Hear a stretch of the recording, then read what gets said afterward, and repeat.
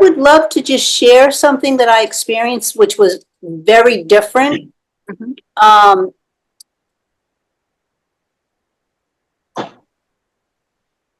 I didn't feel pulled to put the intention to do and receive each one. I think until around Rhea or Sandy. And then I just started seeing all sorts of geometric shapes and numbers. And I said, I don't understand. Why am I being shown this? And I was told, don't worry about that. Just tell them this. Tell them what you're experiencing. And the other thing that's interesting is that I then knew that I was going to be coming up. And I was thinking, what am I going to use? And I thought of, I was shown, I didn't actually think of it. I was shown, it's a clump of horses running that I got my father years ago. It's made out of something rare. And then I was shown the daisies. When I was projecting the, what is it called again? Well, my flowers with the vase. It then was surrounded, it was like inside, you know, the time thing that you flip upside down? Hourglass? Hourglass. And yes, thank you. It was so, and I didn't intentionally put it there. It just was there. It was just all of a sudden there. So that was interesting. And then when I said, I don't understand why am I being shown this, I don't remember what the spontaneous channeling was, but there was just reference of the spontaneous, you know, in leading today after Sydney asked me. So that was my experience. It was very, very different. And So I like that. so I don't know, because Sydney, when you said Joan of Arc, Mm-hmm. this is interesting because I don't remember for sure, but I think that this gentleman that was in Sandy and I's experience years Yes, back, he did. his name was Vance. Yeah. And he said that I think it was in another lifetime, I was either Joan of Arc or someone like Joan of Arc or It something. was Joan of Arc. It was? Yeah. Okay, this is interesting. And so I don't know if it's true or not. I have no memories, but I was told that. And so with the time thing, as I was projecting and all the numbers and the geometric, basically what I was told is that that is the truth of everything that everyone's projecting. Wow. That really when it is the physical that we in the human are experiencing, and we're projecting that which we're perceiving through the physical sight. But the truth is, it's all mathematical and geometric. That's the truth. So that's what and now I'm getting a lot of energy. And so then the last part of this is that Sydney, then fast forward when you were the first one to show the Joan of Arc thing, I was brought back to what I thought I remembered. Sandy, thank you for validating that with the Joan of Arc thing, that I was Joan of Arc in another life. And then the horse on the back was the first thing I was shown for me to project. Right. With my thought. And so basically what I was told, if I got this right, is that again, it was the full circumference. How can I say this? The circular truth, right, through all timelines, all dimensions, is basically, I don't know, I guess what I experienced, if that makes any sense. It's very hard for me to try to articulate this. So, but anyway, that was my experience. So, wow. Great. Did you turn your light on? No, Did you turn your light on? it's Huh? interesting that Carl was also told he was Joan of Arc. and how you talked about fractals and how a soul is really made up of parts of many souls. So it's Yes. possible that you and he either knew each other in some point in some timeline or something, or somehow, you know, you were there in the Joan of Arc life, and again now kind of in this life, even though you'd never met him, but you know, tangentially, you're together again. Cool. Right. Yep. Always were, always was, always will be is what I was just told. And that's not just in reference to the response of Susan and Carl, Right. but everyone. Right. So very interesting. Yes. Very, very interesting. Can I offer something? So Please. when you were seeing the geometric shapes, I think they're like the ground of everything. When it's interesting because my bedroom's upstairs, bathroom downstairs, I have to get up and pee at night, and I put the lights on in my stairway when I come down. So my eyes are closed, the light comes on, I'm seeing this red field, but then I always see these geometric shapes, and they'll be swirling, they're beautiful, and it's kind of like the flower of life, and I believe that I'm seeing like in the depth of the cell. That's just my experience. Thank you for sharing that. It's beautiful. I had a time years back, I think it was when I was serving at Temple Heights around that time. I want to say 2018, 2019, and leading up to a workshop that I was doing for quite some time, I was seeing the geometrics through my physical eyes, in my physical eyes. It was very odd. I don't know if you remember that, Sandy. And I had an experience with Jesus where the dodecahedron was very significant. And I didn't even know what it was called for years. And I wasn't directed to even research what that shape that I experienced was until just before the workshop I was going to be doing, which is the dodecahedron, which is appearing, and I don't remember all the research that I did and what it is and all of that, but very, very fascinating. It really is. Yeah. I say something to you when you talk about the dodecahedron.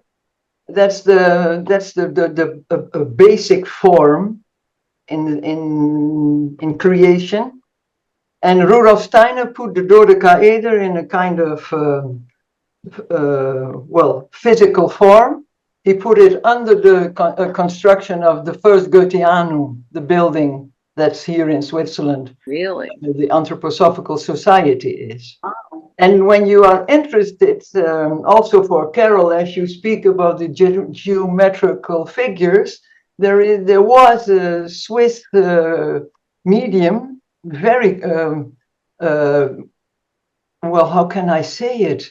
She was also an artist, and she made all the drawings, all the imagination she had from the spirit world. It were only mathematical figures, and I think you can find it on the internet. She was a healer also. There is still a cave here in Switzerland which they call the Emma Kunz cave, and her name was Emma Kunz. Emma, well, everybody knows how you write Emma, and her family name is Kunz, K-U-N-Z, from Zurich. Z. Z. Yeah, K-U-N-Z. Okay. And when you speak about what's another thing about what I remarked, also Susan, when you speak about that several people can feel that they were Joan of Arc, Rudolf Steiner explains this thus, that we can bear the etherical body of a very high being. Let's put it a master, and we can bear sometimes that makes us think that we were them, but we bear a part of their etherical body because they had such big etherical bodies that do not disappear. Interesting. Ria, what would you, in what you're sharing, in what you understand about what you're sharing, the last thing you just said, can you speak on what that would mean where I didn't think I was told this, and I have no way of proving it, or I have no memories.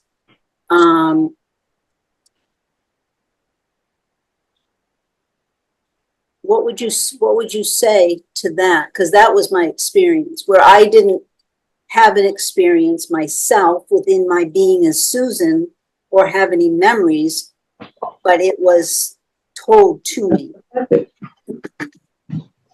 I don't know exactly how you could experience it, but I think that when you would feel something like this, that, how can I explain it? That it could have a reason. I think that you would feel a nearness to the being of Joan of Arc. Steiner explains also, for example, that Franciscus from Assisi, I don't know if I I say the name well, he was bearing when I remember well, the etheric body, because it can also be the astral body, but he was bearing or wearing, I don't know how you say it in this way, the etherical body of the Christ, of Jesus, as his physical form, Jesus. So that's why he could be as Franciscus from Assisi. With also a part of Buddha, but I should have to study that again to see how exactly that functions, because it's a very, for me, also a complicated topic, but it is something that exists, and well, it's something things that we have to, Because sometimes we need a whole life to understand them and to comprehend what it really is. But I think you would feel a nearness, or other people could recognize that nearness with someone, with you or with someone else. You know, this reminds me of the Anna, grandmother of Jesus book that we've been reading, because she said that they see the earth with their essence, with their energy, that we can pick up on that even today. Yeah. Yeah. That does not disappear. Because, I mean, when we all come back all the time, we leave also a part of our etheric body. And when we go to the spirit world, and when we come back in a new life, we pick up that part of the etheric body that we left and come to earth. But then you can understand also when an etheric body is not something physical.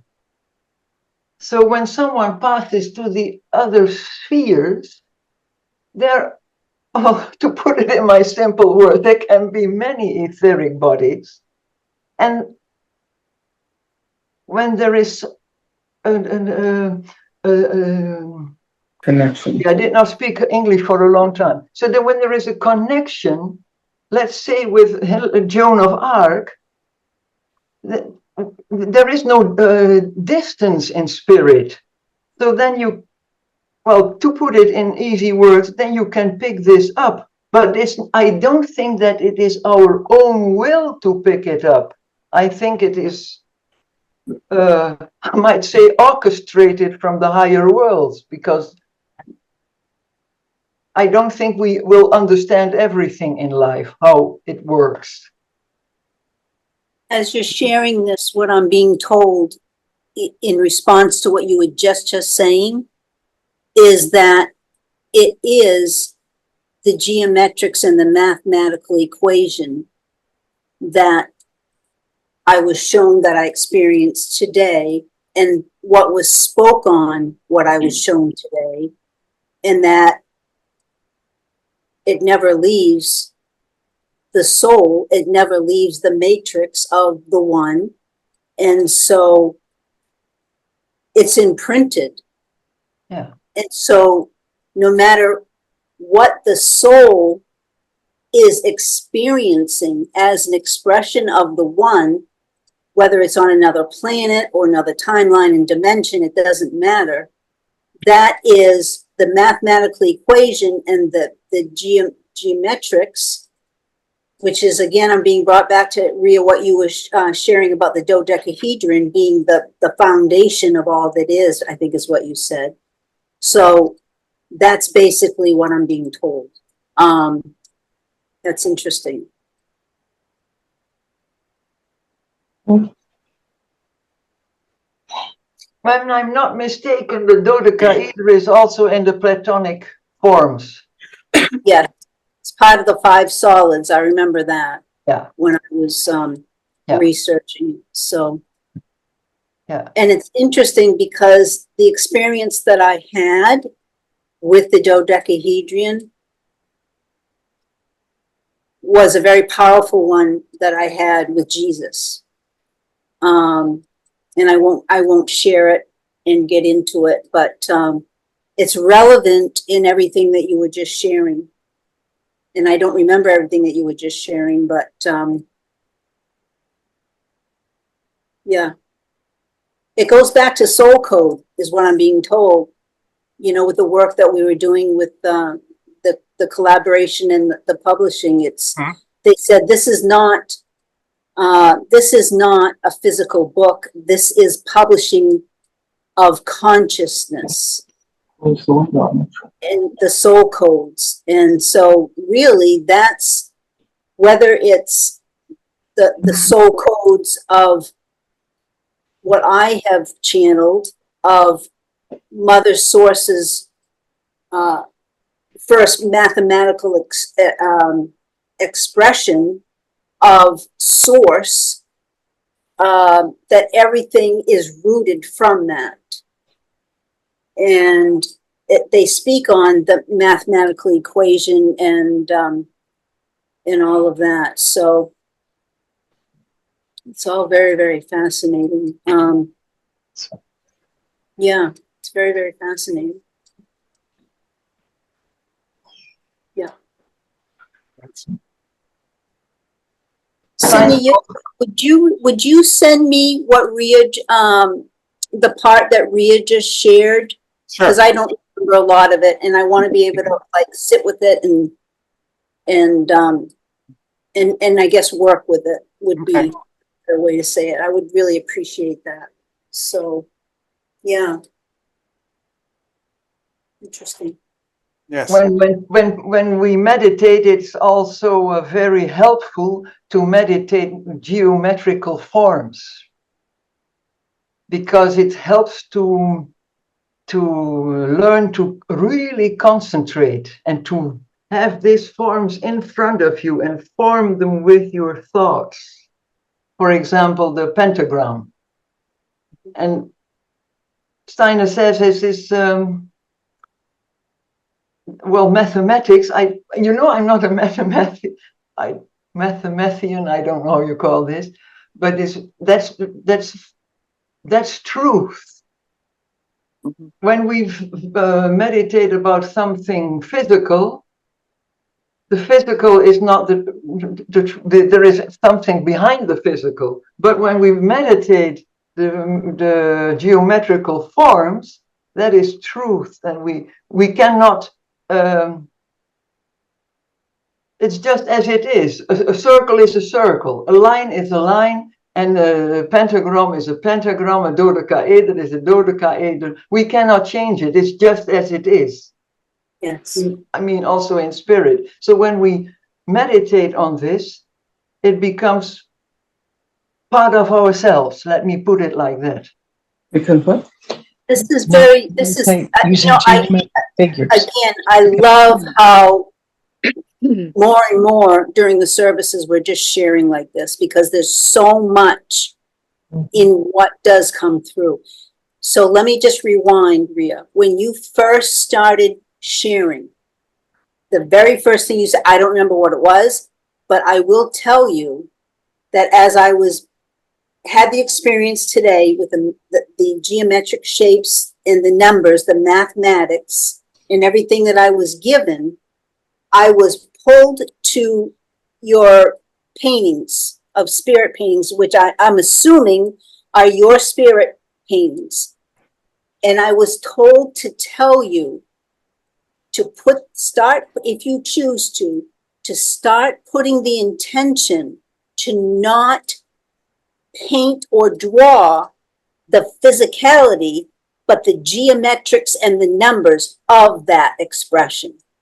Because it's going to be another level of truth. Shall I tell you something, Susan? It's going to be very, very, very powerful, not just for you as the conduit. Oh yeah, this is a lot of energy, but for those that do visually look at it, they're going to have experiences of that expression of soul, of Mother Father, not just in this incarnation that looks like that, I guess, man or whatever, right? They're going to have experiences of all timelines and dimensions. They're going to be getting, like what we're doing, they're saying right now, just like the projecting that we're doing, right? And we're getting stronger and we're tuning into that. That's what's going to happen. And that, I'm being told, you can check on yourself, but that is ultimately the path of service that you're here for. You've just been on the trajectory, step by step, of doing the physical spirit drawings, right? Which is wonderful. And it's what human consciousness has needed in validating the continuity of life. But then this goes back to a lot of what was channeled a year, 2 years ago in the collaboration, that spiritualism is outdated. And it's served its purpose beautifully, but that it's gotten to a point in human consciousness that it's out of balance, because the focus point is more on the end of the spectrum of everyone wanting to connect with their loved ones in spirit, everyone becoming a medium and starting to do and all of that. And it's imbalanced of connecting with our loved ones in the here and now, in the experience of the expressions that we're having, because there is, I'm being brought back to something I guess I said, or they said through me today, of the now. There is only the now. And so that's why, as beautiful and how much we should honor and appreciate and revere spiritualism and the place that it has imprinted in human consciousness, it's time to move into the now that is, in the progression of evolution. And part of what I'm being shared to tell you, Ria, is part of that evolution. It's part of the evolution of spiritualism. It's part of the evolution of consciousness. It's part of the evolution that we are all here to serve in our beingness. Does that make sense? Because that's, yeah, I'm like fried. Lots of energy. So Thank you so much, Susan. yes. And what you say, it completely resonates with me. Oh, wonderful. Because you will be surprised to hear perhaps that yesterday and today I emptied my whole atelier, my atelier where I work, where I paint. Okay. Everything is out. All the pictures are gone. There is nothing left in it. Two cupboards with material. A piano, because I like to start playing piano and I do some exercises, and the walls are empty except for one painting where I started painting the form of the pyramids. Wow. Oh my They're goodness. painting what forms of the pyramids. Wow. And I know I have to not to throw away these big paintings, because there is also painting, Sid never saw it, of his great-grandfather. I made it so big. Wow. But I put it out of my atelier today, Sid, because I know, and now Susan is confirming this, that something completely different has to come. And I'm not sure about what, but the first painting I started a bit, that's not yet in the atelier, but it has geometric forms in it. It has people in the spirit world in it, but you cannot see their faces. And it is 1 meter by 1 meter. So I'm very surprised today I come, since 1 year, and now Susan, you are here, and I was really surprised today that I really wanted to empty my space, my room, and now I hear this from you, so Beautiful. Thank you so much for sharing thank you that. so much also. Really neat. Thank you. Lots of energy. Yeah, lots and lots of energy. So as you were sharing it with the piano, again, because sound, let that be part of like the jump start as you're doing the work. Spend time on the piano, channel that sound frequency, because the sound frequency is all the geometrics and the mathematical equation in just a sound expression of that. So you can start with that is what I'm being told to tell you. To Thank you. bring in the flow and feel and channel that flow. And then you can go to the paint or the canvas or the pencil or whatever, what's the word? Not venue, Pastels, Estelle. pastel. whatever tool, whatever medium that Yeah. you're using. Yeah. Yeah. But again, they're saying you are the medium. So have that be the intention that you're not using this medium as pencil or paint or color, but claim that you are the medium, right? Because that's the next step. Yeah, That's something new has to go, something different, not new perhaps, but something different. So that's why everything had to go. It had to be empty. The walls had to be empty, everything empty. Yeah. Yeah. Yeah, there's been a lot that was shared on this in the collaboration, like I said, probably 2 years ago, of how it's outdated and, you Yes. know, again, and that's part of what we've been doing with the claiming that we are the divine crystalline sphere and everything else, that we're not the physicality. Because again, with spiritualism, it's about validating who that consciousness, that spirit, that soul was to the people here, which is just more physicality. So it's anchoring in the human consciousness more and more into the untruth of physicality. You see? Does that make sense? Am I communicating that clear enough? Yes. It's anchoring in more of the untruth because the focus is to validate who our loved one was, what they looked like. So whether it's a medium that is clairvoyant or whatever, and you give all this validation, or someone like yourself, Ria, that is so gifted in spirit art, none of it is the truth. Of course. None of it is the truth. And so we've been focused on the physicality, which is not the truth of us. Yeah. I think it's also a way of changing our thinking. Absolutely. Yeah, I think when we only speak about how our loved ones in the spirit world look like, or what they did, or how they were, and I feel also that we take them to us, we take them down to us, and we have another task next to that, perhaps I should say, not to hurt someone. We have the task as human beings here to concentrate on the spirit world, about all that there is apart from our loved ones. And when we want to do that, we can only develop this quality by by developing our morality.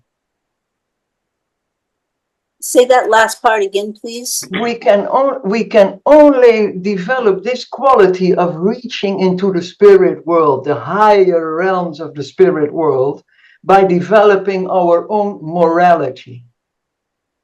The morale, how can you say it in how do we behave? How honest are we? And to know ourselves really as we are, to really look at ourselves, who we are, and then develop these qualities, and then it's to go to this world and not let this world come down.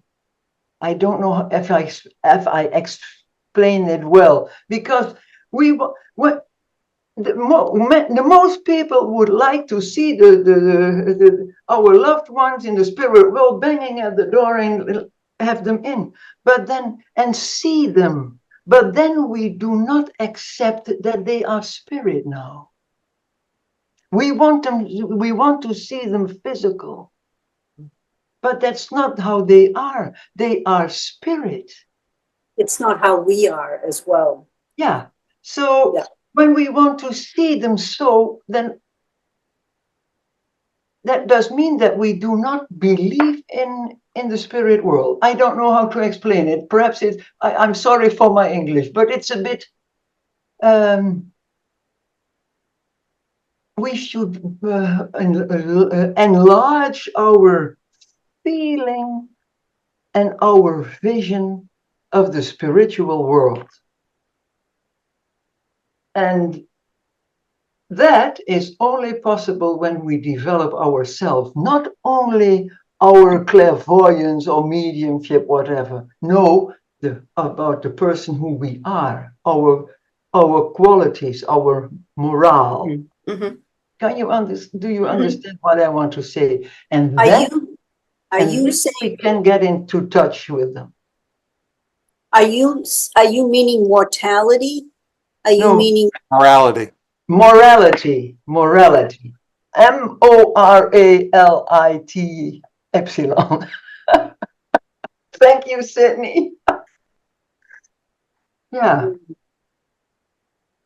Ria, I know what you're getting at, because it's almost like you're seeing them, but it's almost a very limited, it's in a very limited source of way. And I know what this is at least the way I'm picking up on it. And I totally agree and I get it. And until we kind of progress and kind of progress, then we're always going to be seeing them in that way that we want to see them. And it's still limited. And we need to get past that. Yeah. And rise out of that. Yeah. Well, at least that's the way I'm interpreting it. Yeah. You already can understand it when you realize people come to you for a sitting and they want to know about their loved one in the spirit world, and perhaps the time with this loved one was not always that nice, and they only think about how he or she was. But we here on the physical plane, we develop. But our loved ones on the other side develop as well. So when they pass, even when they even have gone for 2 months, like my mother-in-law now, there has been already a development. So at this moment, I cannot look at her anymore as she was when she was here. So when someone had an argument with someone or whatever, the loved one person we know in the spirit world has already changed his or her vision upon things. We stick to our vision. We think that they don't change, and it was perhaps as bad as it always has been, but we even don't accept their development on the other side. That's already where it starts. When we only speak about our loved ones in the spirit world. I mean, we do not speak about the other parts of the spirit world, because the loved ones is only a small bit of it.